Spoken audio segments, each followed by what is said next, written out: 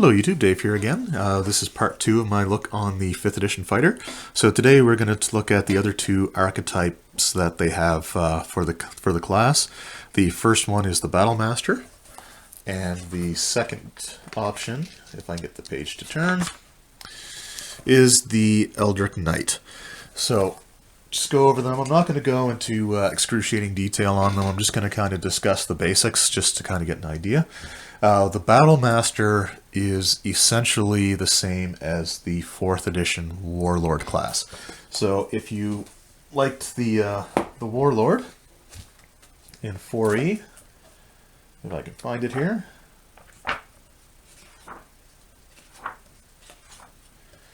So if you like playing the Warlord, this is the class that you're going to want to choose. This is the archetype that you're going to want to choose. It's all about kind of manipulating the battlefield, your opponents and things of that nature.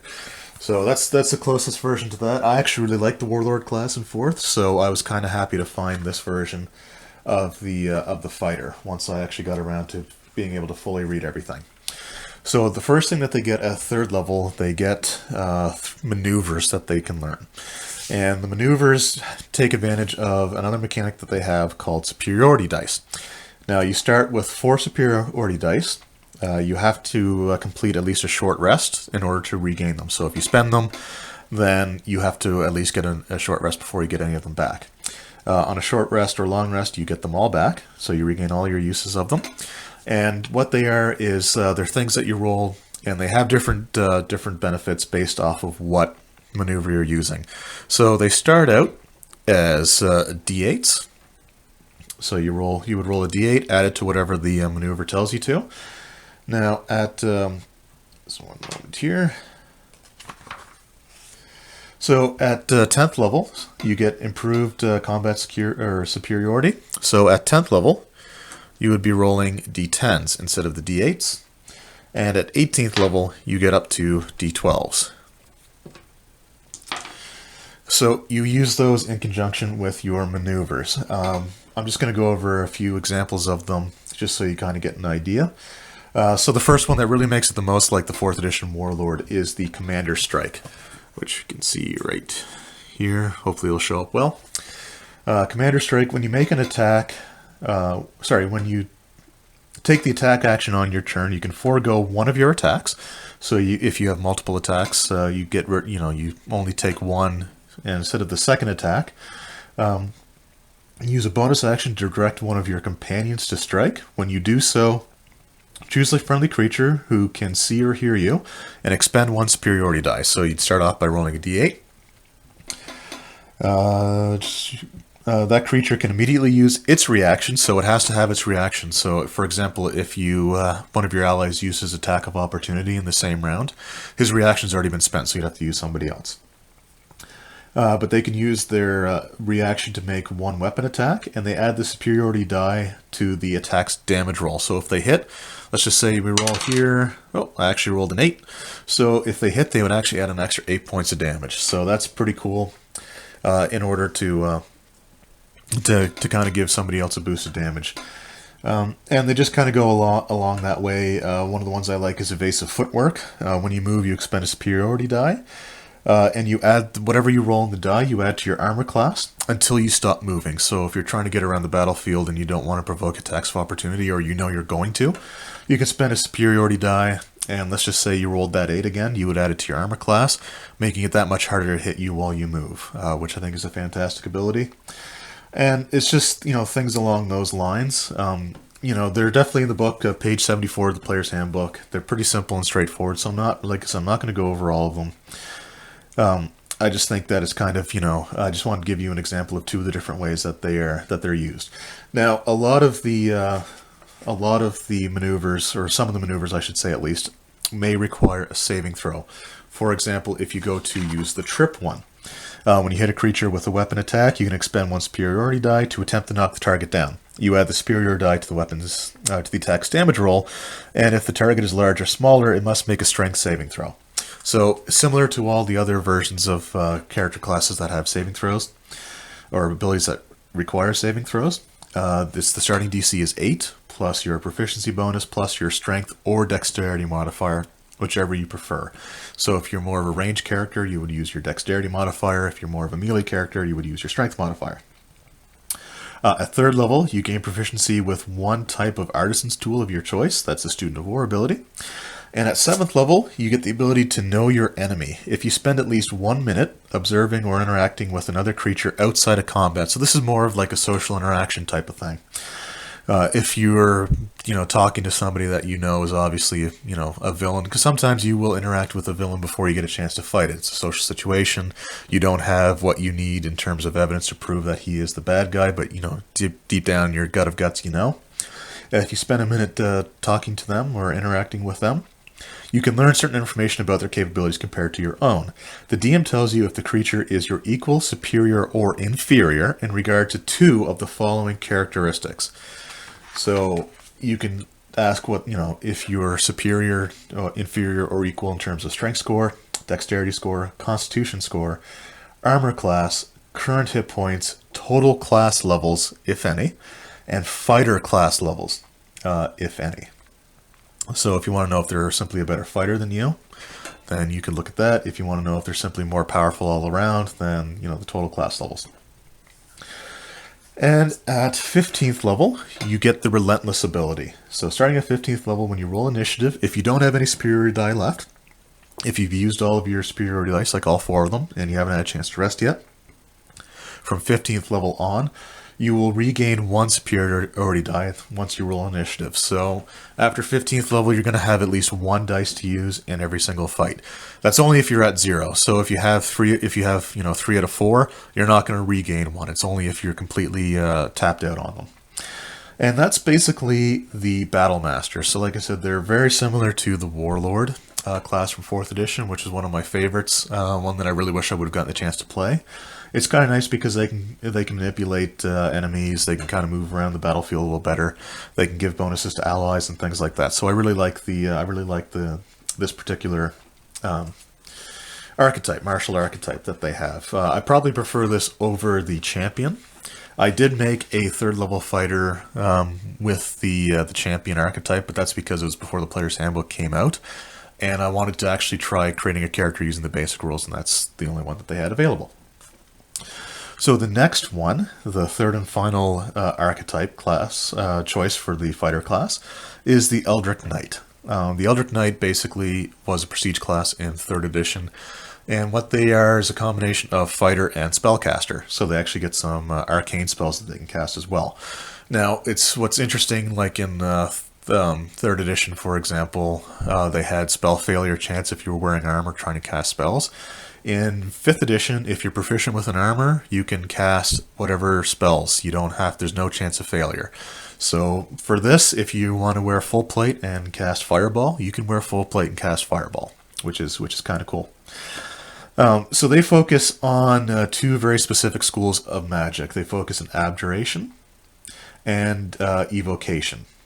So they can only choose spells from those particular schools of magic, and they have to choose from the wizard spell list. So the only problem that I really have with this is that so far in the 5th edition materials that I've seen, they don't really break down the spells by school of magic like they did in 3rd edition, for example, which is kind of unfortunate. It means you're going to have to do a little bit of extra research when you're looking for the spells, because you might find one that sounds really cool, but you can't use it because it's not one of those 2 schools. I'm sure that there is a fan-made a community-generated list of the different spells by School of Magic. I just haven't had a chance to really look for it. I never actually really looked at the Eldritch Knight before today, to be honest. So I'm sure it's out there somewhere. If not, just take a little bit of extra time choosing your spells. Your spells have attack modifiers and save DCs like normal spells do, and they follow the same guidelines for wizards. So it's the DC is 8 plus your proficiency bonus plus your intelligence modifier. So you really want to have, at least don't have intelligence as your dump stat if you plan on taking this. You want to have at least some sort of bonus.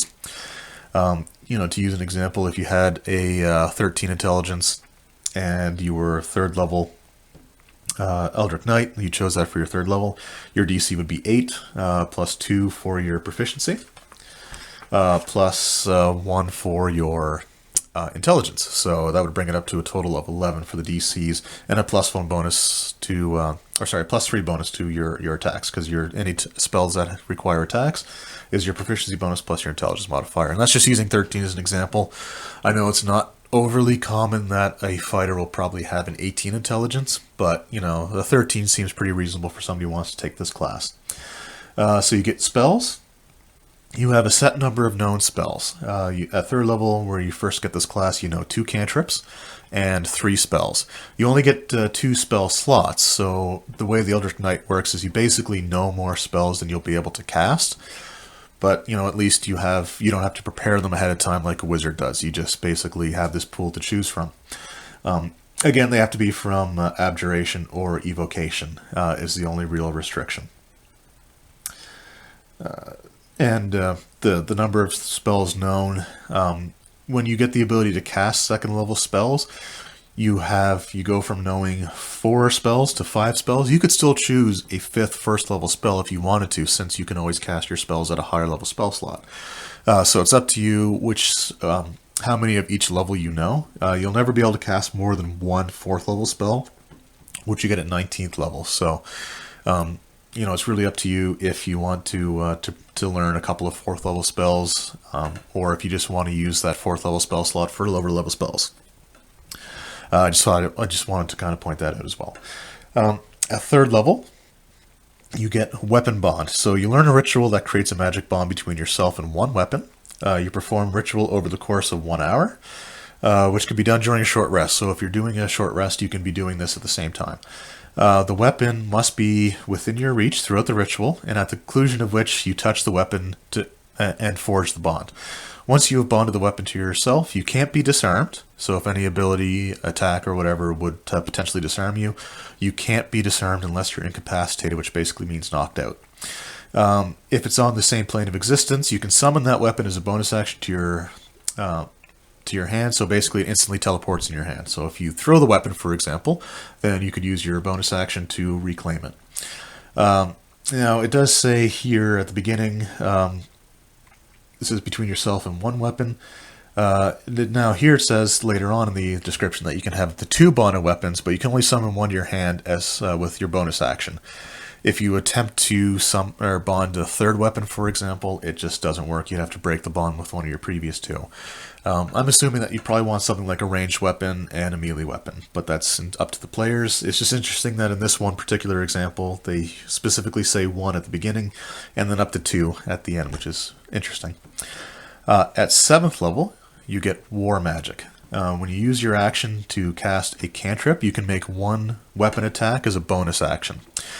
With Eldritch Strike, which you get at 10th level, you learn how to make your weapons undercut a creature's resistance to your spell. So if you hit a creature with a weapon attack, the creature has disadvantage on the next saving throw that it makes against a spell that you cast before your next turn, or before the end of your next turn. So if you hit it 1 round and decide you're going to back up and cast a fireball the next round, it would have disadvantage. At 15th level, you have Arcane Charge. So you gain the ability to teleport up to 30 feet into an unoccupied space that you can see when you use your Action Surge. And I'm going to talk a little bit more about Action Surge here in a moment. You teleport before or after the additional action, so it's up to you. If you wanted to hit and then basically move away, then you could do that. And at 18th level, you get Improved War Magic, which if you use your action to cast a spell, you can make 1 weapon attack as a bonus action. So if you cast, let's just say, Magic Missile, and after you cast Magic Missile, you can still swing your weapon once.